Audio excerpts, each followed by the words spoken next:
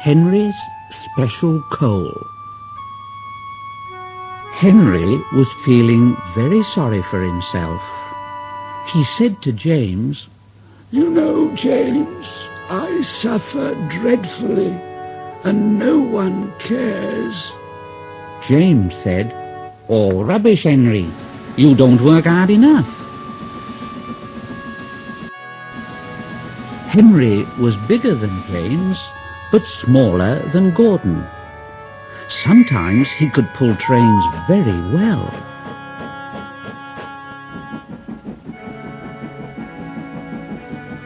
But sometimes he had no strength at all.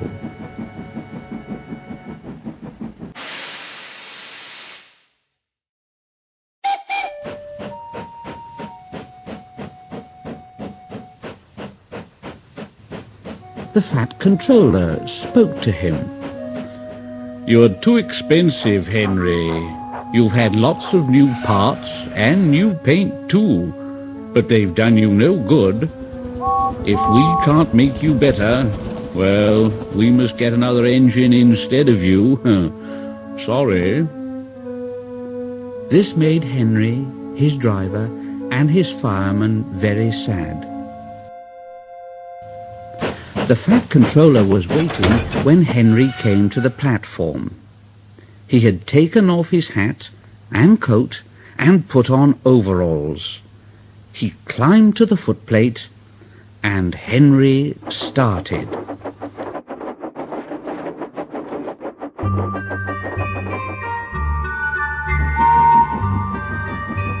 Henry's fireman said, "You know, sir, Henry is a bad steamer. I build up his fire, but it doesn't give enough heat." Henry tried very hard, but it was no good. He had not enough steam, and they stopped outside Edward Station. Henry was very upset. Oh,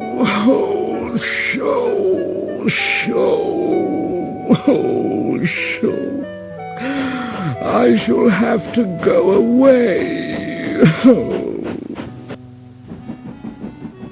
So Edward took charge of the train and Henry stopped behind.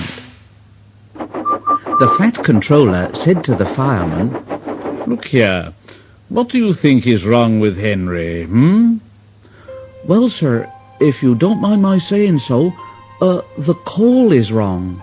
We've had a poor lot lately, and today it's worse. The other engines can manage.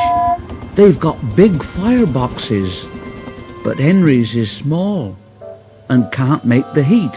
Now, with Welsh coal, he'd be different, see?" "Oh, Welsh coal, eh? Well, it's expensive, but Henry must have a fair chance. James shall go and fetch some Welsh coal."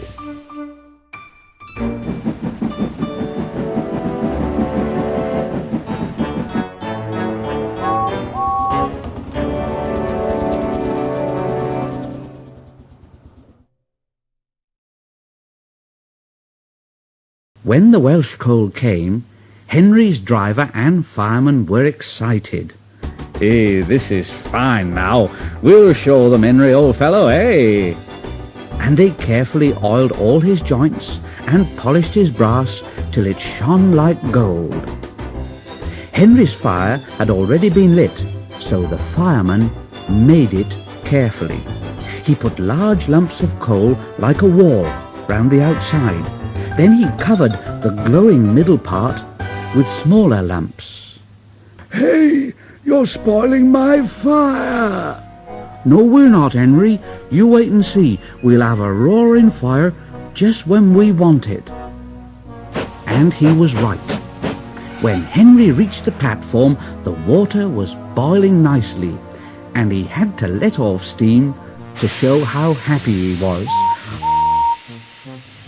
He made such a noise that the Fat Controller came out to see him. "Hello, Henry. How are you, "Oh, I feel fine, thank you, sir. Fine, oh, fine." Well done, Henry. Have you got a good fire, driver? Never better, sir. And plenty of steam? Good. Well, no record breaking now, and don't push Henry too hard. Bless you, sir. Henry don't need any pushing. I'll have to hold him back.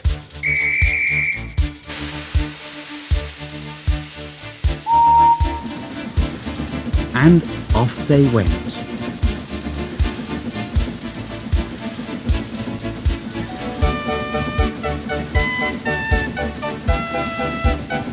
Henry had a lovely day. He had never felt so well in all his life. He wanted to go fast, but his driver wouldn't let him. Steady, old fella. Steady now, Henry. There's plenty of time.